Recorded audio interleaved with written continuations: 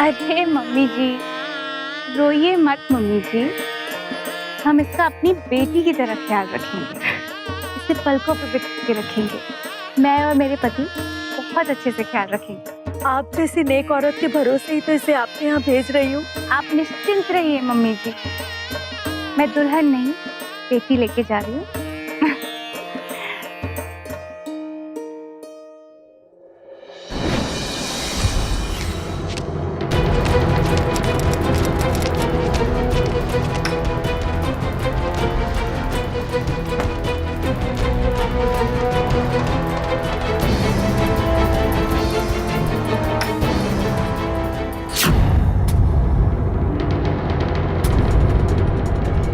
ये देखिए, देख लीजिए अपनी आंखों से, क्या गुल खिला रही है आपकी बेटी। मेरे पति के साथ चक्कर चला रही है। नमस्कार, मैं पूजा गौर सावधान इंडिया में आप सबका स्वागत करती हूँ। रिश्तों की मर्यादा ही उसे इज्जत देती है, लेकिन अगर ये पार हो जाए तो बन जाती है संगीन जुर्म की दस्तक। आज हम आपको ऐसी ही एक कहानी दिखाने जा रहे हैं। आपने देखा कि एक नई नवेली दुल्हन के कमरे में उसके पति की जगह उसका जेठ मौजूद था। घर के सभी लोग ये देखकर हैरत में थे। आखिर क्या वजह थी कि एक लड़की जिसकी अभी अभी शादी हुई है अपने पति के बड़े भाई के साथ थी, और इस पर उसके पति का क्या रुख था? ये जानने के लिए आइए नजर डालते हैं कुछ अरसे पहले की घटनाओं पर।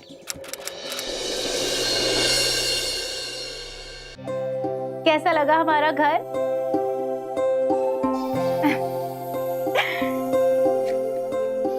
डर लग रहा है ना? मैं समझ सकती हूँ।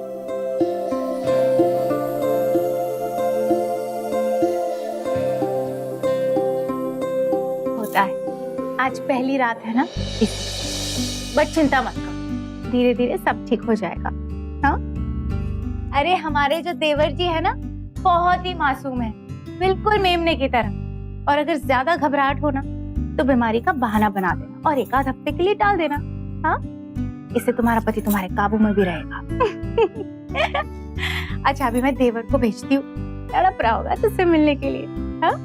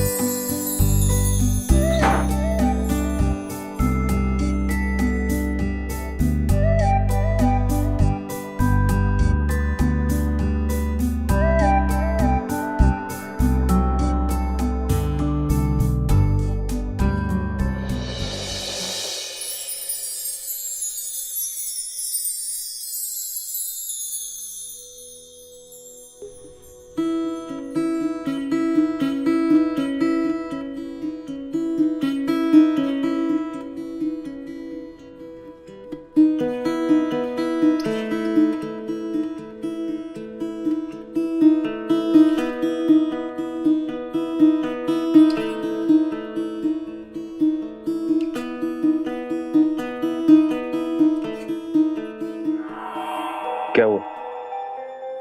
ज्यादा घबराहट हो ना तो बीमारी का बहाना बना दो और एक आध हफ्ते के लिए टाल देना। मेरी तबीयत थोड़ी खराब है। ठीक।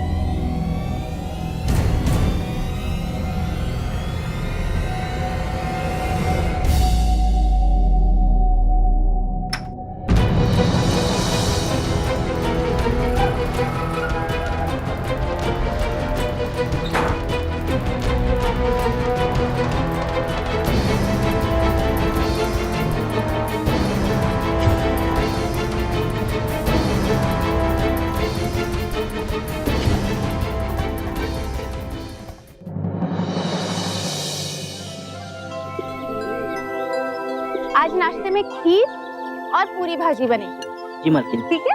क्या? आओ आओ। दीदी हम आपकी कुछ मदद करें? अरे नहीं नहीं, अभी अभी तो आई है और बड़ी मदद करना चाहती है। हाँ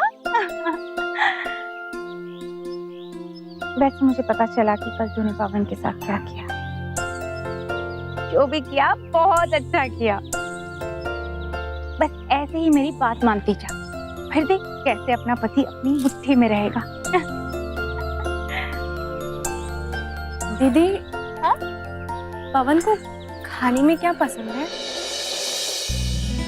इन सारी बातों की चिंता ना तू छोड़ दे, मैं हूं ना ये सब देखने के लिए। हाँ? आओ आओ।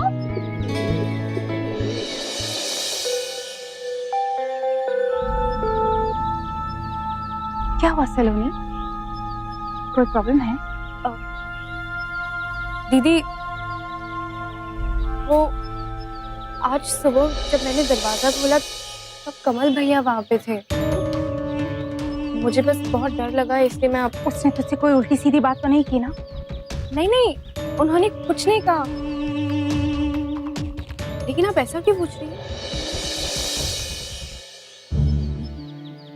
बेशक वो मेरे पति है, लेकिन उनकी बातों का बिल्कुल भरोसा मत करना, चाहे वो जो भी बोले।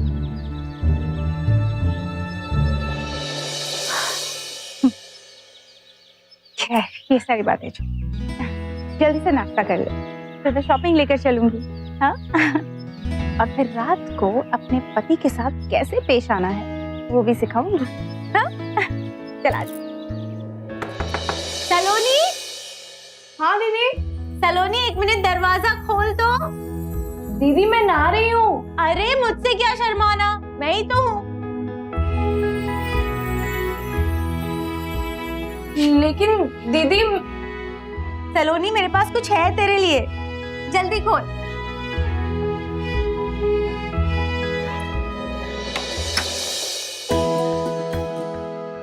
ये ले मुल्तानी मिट्टी, ये अपने शरीर पे लगा लेना और भी खूबसूरत हो जाएगी। हाँ ठीक।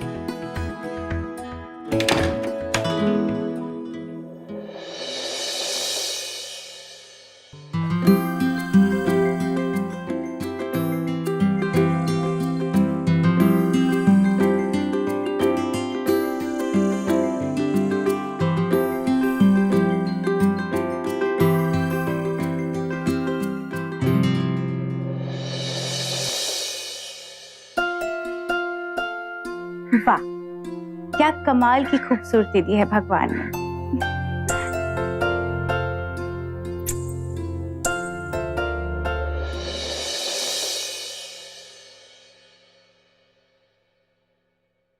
लो आ गया, जादू बिखेरते हैं।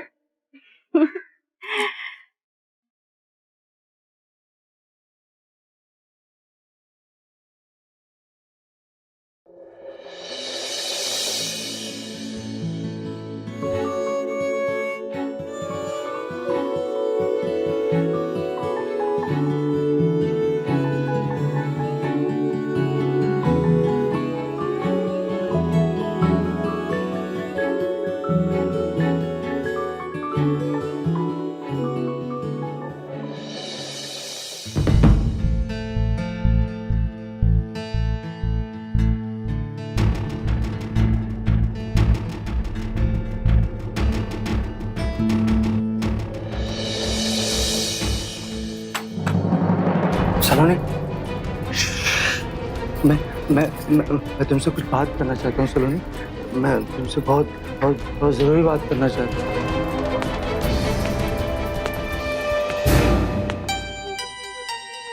अरे सलोनी क्या हुआ, और तुम इस वक्त यहाँ क्या कर रही हो? दीदी वो पवन कमरे से निकल गए थे, इसलिए मैं उनके पीछे पीछे आ रही थी। अचानक से कमल भैया आए और पता नहीं। कोई बात नहीं, कुछ नहीं होगा, तुम डरो मत। ओके, मैंने तुम्हें पहले भी कहा था ना कि अगर ऐसा कुछ भी हो तो मुझे फोन कर दिया करो। देखो सलोनी, मैंने तो ये बात कबूल कर ली है कि वो मेरे पति है, लेकिन सलोनी प्लीज, मैं तुम्हारे सामने हाथ जोड़ती हूँ, इस बात का जिक्र कभी किसी से मत करना, क्योंकि मैं नहीं चाहती कि हमारे खानदान की इज्जत मिट्टी में मिल जाए। नहीं नहीं, प्लीज किसी से जिक्र मत करना। बिल्कुल नहीं दीदी, मैं किसी से कुछ नहीं कहूंगी, आप चिंता मत कीजिए। आखिर हालात किस ओर इशारा कर रहे थे और नई नवेली दुल्हन सलोनी ये कहाँ फंसी जा रही थी? उसे ये सब बड़ा ही अजीब लग रहा था। एक तरफ तो पवन था जो किसी वजह से उस पर ध्यान नहीं दे रहा था और हमेशा उखड़ा उखड़ा रहता था, और दूसरी तरफ उसका जेठ कमल उसके करीब आने की कोशिश कर रहा था। नए घर में नए रिश्तों को निभाने की चाह लेकर आई सलोनी अब उलझती जा रही थी। आखिर क्या माजरा था उस घर में और क्या होने वाला था सलोनी के साथ?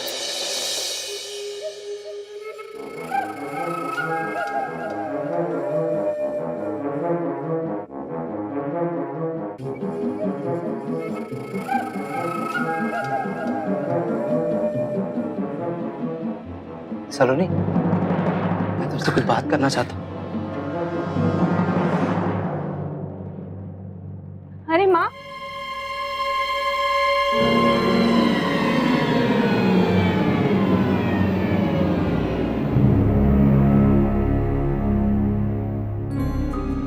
अरे माँ आइए, आइए ना, बैठिए ना। और बता बेटी, कैसे हैं पवन जी?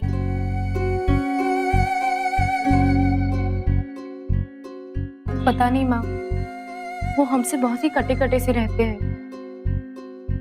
और हम दोनों के बीच पति पत्नी जैसा कोई रिश्ता नहीं बना है। ये क्या कह रही है तू? पति को खुश रखने के लिए ये सब तो करना ही पड़ेगा, इसीलिए वो तुझसे नाराज रहते हैं। देख बेटी, एक रिश्ते को पक्का करने के लिए ये मिलन बहुत जरूरी होता है। आप लोगों को क्या लगता है कि हम आपकी बेटी का ख्याल नहीं रखते? ऐसी कोई बात नहीं, मैं तो बस इसे कुछ सलाह दे रही थी। मैं अपने देवर जी को बहुत अच्छे से जानती हूँ और आपकी बेटी को जो भी सलाह दूंगी उसकी भलाई के लिए ही दूंगी, लेकिन शायद आपको मेरा सलाह देना अच्छा नहीं लगा। बस ये कैसी बात कर रही हैं आप? अब तो ये आपकी है, आप इसे जो भी सिखाएंगे ये वैसे ही रहेगी। फिर तो आपको आपकी बेटी पर पूरा भरोसा होना चाहिए, क्योंकि एक लड़की ससुराल में तभी बसती है जब मायके वालों की कोई दखलंदाजी ना हो। और अगर आपको ऐसा लगता है कि आपकी बेटी हमारे साथ खुश नहीं रहेगी तो बेशक आप इसे ले जा सकती हैं। नहीं नहीं, मुझे पूरा यकीन है आप इसे खुश रखेंगी। चलिए तो बैठ बेटी, मैं चलती हूँ। दीदी, हमें माफ कीजिए, हमें शायद माँ को ये सब नहीं बताना चाहिए था।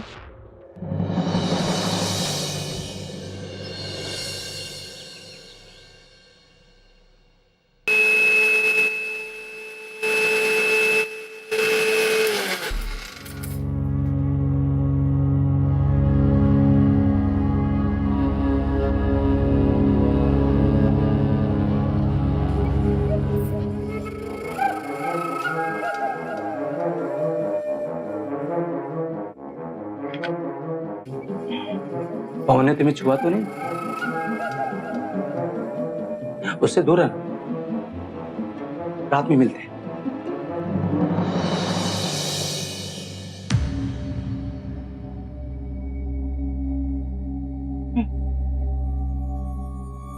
क्या कह रहे थे वो? जी कुछ नहीं, बस पानी पी के चले गए। अच्छा, देखा, एक बात याद रखना, वो जो भी कहे ना उनकी बात का भरोसा बिल्कुल मत करना। ख्याल रख।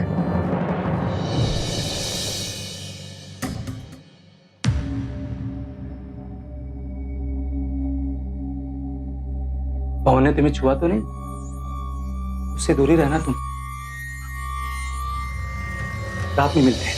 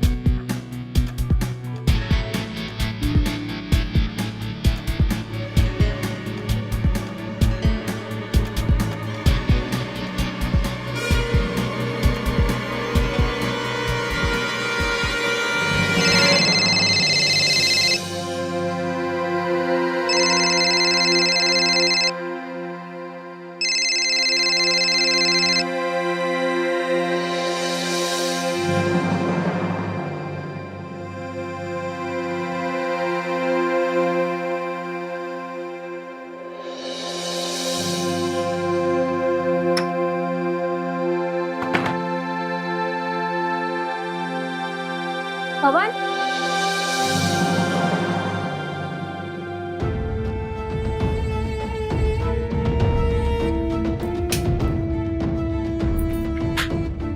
पवन,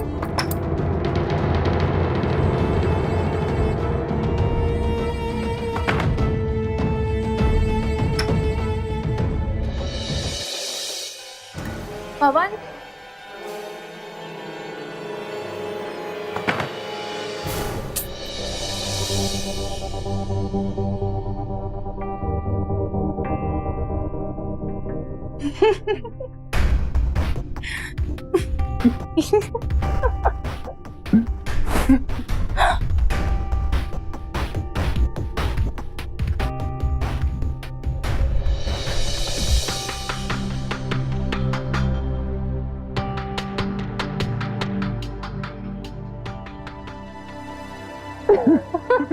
लगता है भैया भाभी है। Pawan, I love you.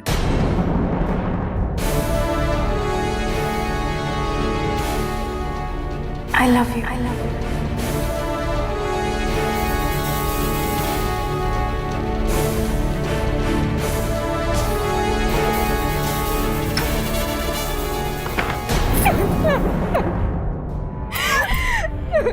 ज्यादा घबराहट हो ना तो बीमारी का बहाना बना दो और एक आध हफ्ते के लिए टाल देना। पवन को खाने में क्या पसंद है? इन सारी बातों की चिंता ना तू छोड़ दे, मैं हूं ना ये सब देखने के लिए।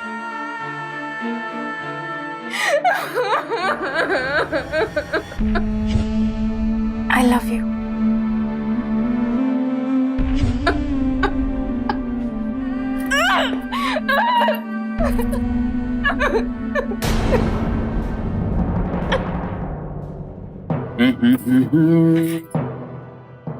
अरे सलोनी, अब ये पैकिंग क्यों कर रही हो?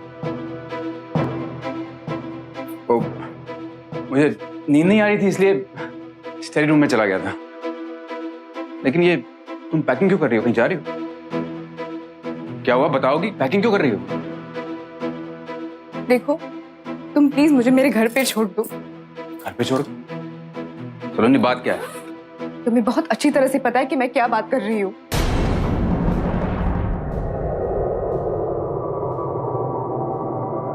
देखो थोड़ा सा पता चल ही गया तो एक बार मेरी बात तो सुन लो। मेरे भाई कमल को कुछ प्रॉब्लम है, वो शीला को खुश नहीं रख सकता, तो शीला को मैं खुश रखता हूं। और मुझे इसमें कोई गलत बात नजर नहीं आती, क्योंकि ये हमारी आपसी मंजूरी से होता है। और वैसे भी ये कोई बड़ी बात नहीं है, इसलिए तुम शांति से यहाँ रहो। देखो देखो हम सब साथ में प्यार मोहब्बत से एक साथ रहेंगे, तुम्हें कोई तकलीफ नहीं होने दूंगा मैं। और ऐसे में इतनी छोटी सी बात के लिए लोगों को बताने की क्या जरूरत है? समझ कर रखा है मुझे। देखो, तुम्हें जिस किसी के साथ जो भी रिश्ता रखना है तुम रखो, लेकिन मैं तुम्हारे साथ नहीं रहना चाहती। मुझे तुमसे डिवोर्स चाहिए। मेरी बात तो सुनो। अगर तुम मुझे घर पे नहीं छोड़ोगे तो मैं खुद अपनी माँ से बात सुनो। क्या कर रही हो? क्या? छोड़ो मुझे।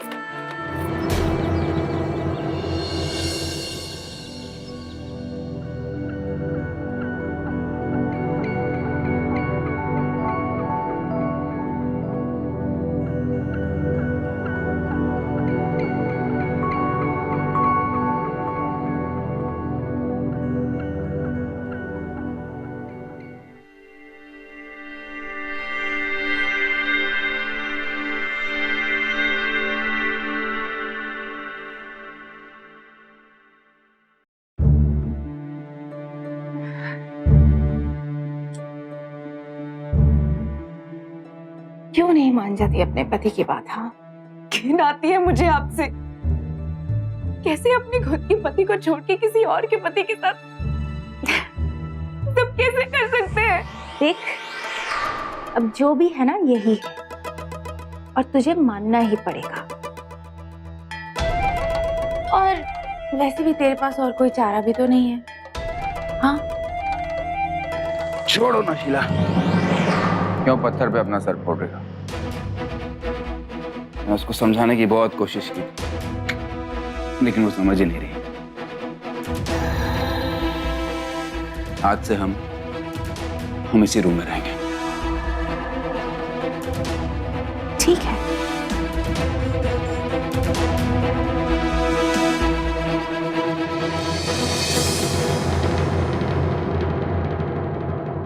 सलोनी के पैरों तले से जमीन खिसक चुकी थी। उसके सारे सपने उसके सामने बिखर रहे थे। अपने पति को अपनी जेठानी के साथ देखना उसके लिए किसी सदमे से कम नहीं था। उसके पति का रिश्ता उसकी जेठानी के साथ था, इसीलिए शीला उसे कमल से दूर रहने की हिदायत देती रहती थी। तो क्या उसका जेठ कमल उससे यही बात कहना चाहता था? अब क्या अपनी जेठानी और पति की अय्याशियां सलोनी को इसी तरह से बर्दाश्त करनी होगी, या फिर वो इससे निकल पाएगी? अब क्या उसकी परेशानियां यहीं तक थी, या फिर इससे भी ज्यादा भयानक अभी और भी कुछ होना बाकी था?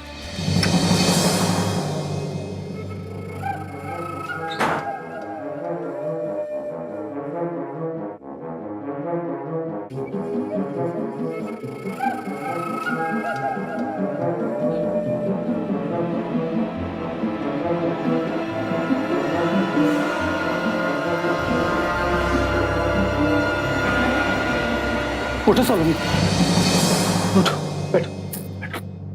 सलोनी, इसी सब के बारे में मैं तुमको बताना चाहता था। इस घर में ये सब कब से चल रहा है, ताकि तुम इसका कभी शिकार मत बनो सलोनी, तुम इसका शिकार मत बनो। लेकिन ये सब मुझे बोलने का मौका नहीं दे रहे थे। लेकिन आज मैं तुमको मौका देता हूँ सलोनी की, तुम यहाँ से भाग चलो सलोनी, जल्दी चलो, भागो यहाँ से सलोनी, चलो जल्दी।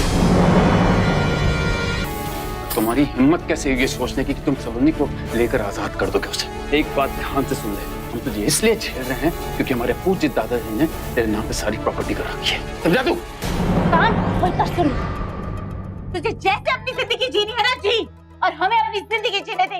जितनी शराब पीनी है पी, बस हर महीने चेक पे साइन करते रहना, या फिर एक ही झटके में सारी जायदाद पवन के नाम कर दी। ऐसा मैं कभी नहीं होने दूंगा, और अगर मुझे कुछ हो गया तो तुम दोनों कभी एक नहीं हो पाओगे, क्योंकि तुम दोनों का रिश्ता देवर भाभी का है, और इसके लिए तुझे मुझे डिवोर्स देना पड़ेगा, और तुम्हें सलोनी को डिवोर्स देना पड़ेगा। और ये दादाजी को कमाना नहीं है, फंसे तो तुम दोनों, इसीलिए तुझे छेड़ रहे हैं अब तक।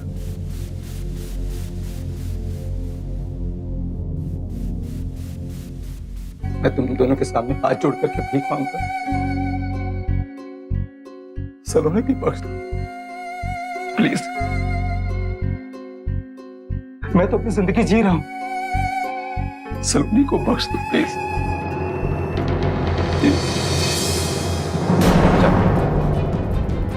भैया जी, भैया जी, भैया जी।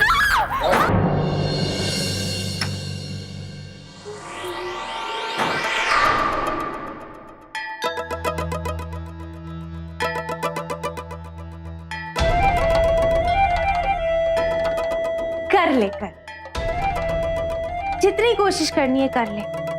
वैसे भी कमल अब तेरी मदद के लिए तो नहीं आने वाला। प्लीज हमें जाने दीजिए, हमारा तो वैसे भी कोई रिश्ता कायम नहीं हुआ है। हमें जाने दीजिए, हमें कोई लेना देना नहीं है आपके रिश्ते से। हम कुछ नहीं करेंगे, हमें जाने दीजिए, प्लीज हमें जाने दीजिए, हमें यहाँ पे नहीं रहना है। अरे तू तो रोने लगी, चुप हो जा। शाबाश, चल आजा, आजा मेरे साथ। अरे डर मत, मुल्तानी मिट्टी लगाने के लिए नहीं कहूंगी, वो तो मैंने जानबूझ के किया था।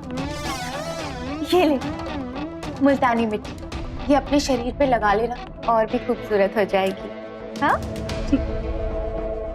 क्योंकि मैं नहीं चाहती थी कि पवन तुम्हारे नजदीक आए। एलर्जी है ना उसे मुल्तानी मिट्टी से।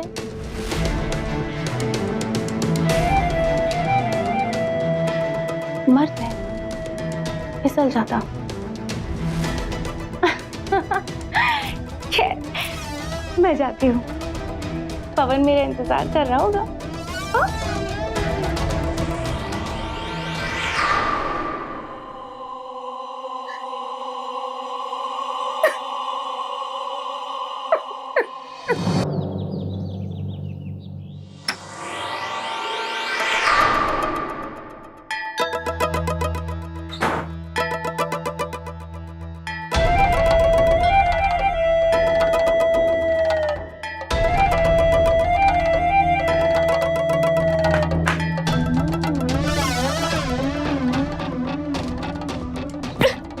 नहाया धोया कर, गंदी सी रहती है।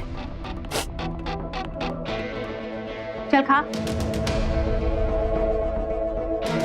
देख, जिस दिन मुझे यकीन हो जाएगा ना कि तू पूरी तरह से इस घर की बन के रह गई है, उस दिन मैं तुझे तेरे घर वालों से मिलने दूंगी, समझी? लेकिन तब तक चल चुपचाप खा ले।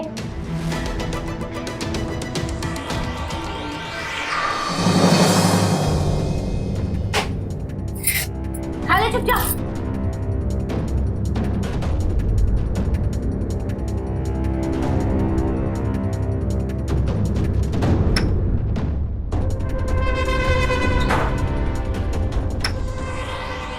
अरे हाँ, मैं तो भूल ही गई, मैं मार्केट जा रही थी। तुझे कुछ चाहिए तो नहीं ना? कुछ नहीं चाहिए? ठीक है।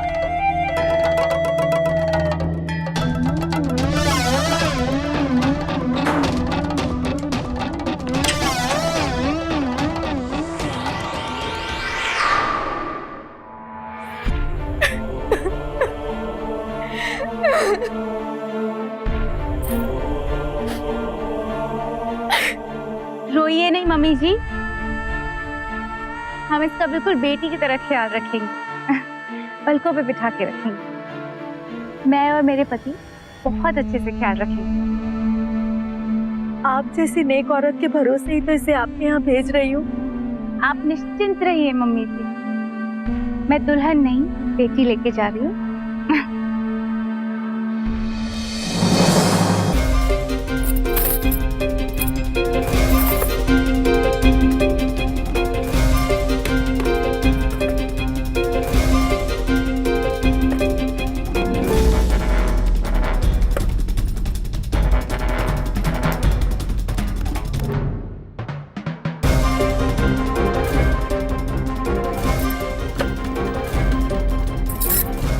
नंबर पर आउटगोइंग सुविधा उपलब्ध नहीं है।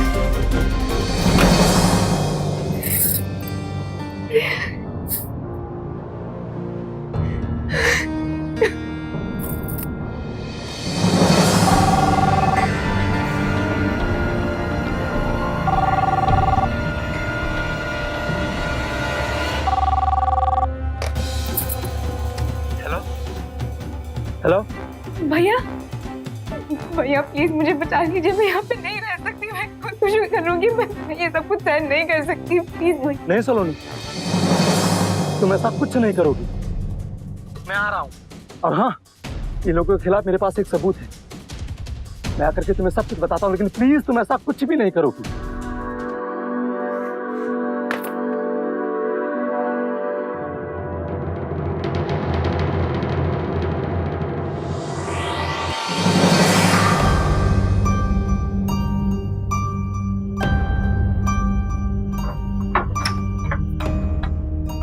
भैया जी, भैया जी, कुछ नहीं होगा।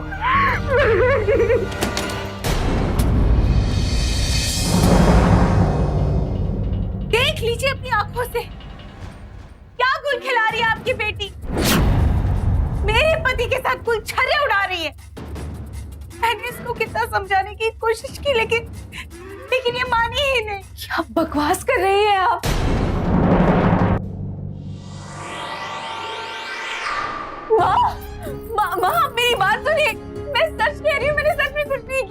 ये सब कुछ झूठ है। और जो मैं अपनी आंखों से देख रही हूँ वो भी झूठ है क्या?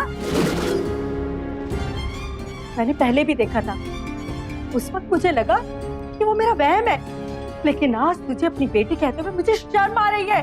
अरे तूने ये भी नहीं सोचा कि तेरे छोटे बहन की अभी तक शादी भी नहीं हुई है, उसका क्या होगा? माँ जी प्लीज मेरी बात समझने की आप मेरी बात तो सुनिए, आप एक बार मेरी बात तो सुनिए माँ, हाँ प्लीज आप मेरी बात तो सुनिए।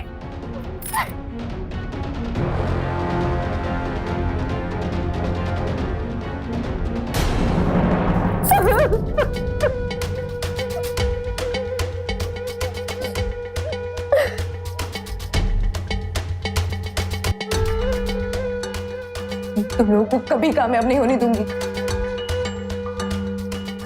मैं हम दोनों को बेगुनाह साबित करके ही रहूंगी। इतना सब कुछ देखने के बाद भी कह रही है तू? वो देख देख भैया कितने समझदार, अपने आप बाहर निकल गए।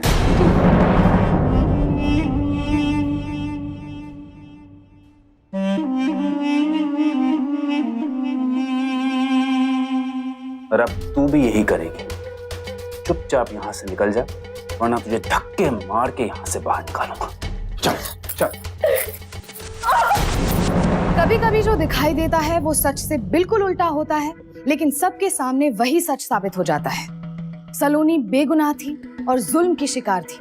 शीला ने सलोनी की मां के सामने ये साबित कर दिया कि उसका पति कमल और देवरानी सलोनी चरित्रहीन है। अब मां चाहती थी कि ये बात दबी रहे, क्योंकि उन्हें उनकी छोटी बेटी की शादी भी करनी थी, और अगर सलोनी की बदनामी होती तो उसकी बहन की शादी रुक सकती थी। इसलिए अब सलोनी को बचने के लिए सबसे पहले खुद को बेगुनाह साबित करना जरूरी था। तुझे जैसे अपनी जिंदगी जीनी है ना जी, और हमें अपनी जिंदगी जीने दे।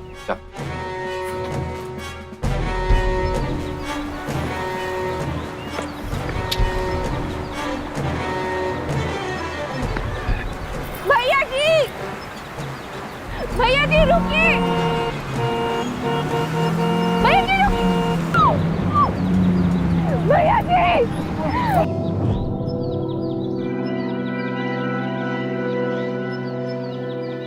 ठीक है साहब कोई शराबी था, दारू पी के रोड पे आ गया वो। कोई आइडेंटिफिकेशन मिला, फोन, पर्स या कुछ और जिससे इसकी पहचान हो सके?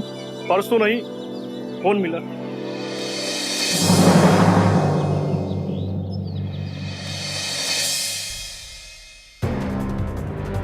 शीला, अब हमारे बीच में कोई नहीं था। ये घर, ये जायदाद सब हमारा।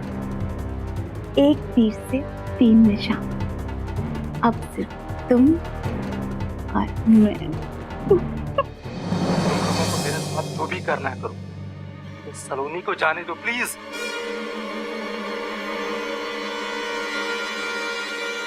और दूसरों की पैरवी कर रहे हैं। अरे तुम्हें तो खुद पे शर्म आनी चाहिए। खुद की बीवी तो छोटे भाई के साथ है। अगर कोई भी असली मर्द होता ना तो अब तक खुदकुशी कर चुका होता, लेकिन तुमसे बड़ा बेशर्म मैंने आज तक नहीं देखा। देखो भाई, हमने उसे इसलिए कैद करके रखा है ताकि वो बाहर जाकर मेरे और शीला के रिश्ते के बारे में किसी से कुछ कह ना पाए। और हाँ, तुम अपनी चिंता करो, इसी में तुम्हारी भलाई है, समझे? कम से कम उसके साथ जबरदस्ती तो मत करो। एक मासूम लड़की की जिंदगी क्यों बर्बाद कर रहे हो? देखो भैया, कानूनन तो वो मेरी बीवी है, तो उसको मैं जैसे यूज करना चाहूँ वैसे यूज करता रहूंगा। ये सब क्या? वही जो तुमने सुना, हमारी बेगुनाही का सबूत, तुम दोनों के गुनाहों का कच्चा चिट्ठा। बेचारे कमल भैया, उन्होंने ऐसी कितनी रिकॉर्डिंग्स की थी, उनको कभी हिम्मत ही नहीं हुई कि वो ये सारे रिकॉर्डिंग्स बाहर लेके आए। इस फोन में मैंने सारी बातें रिकॉर्ड कर ली और इसमें हमारी बेगुनाही का सबूत है।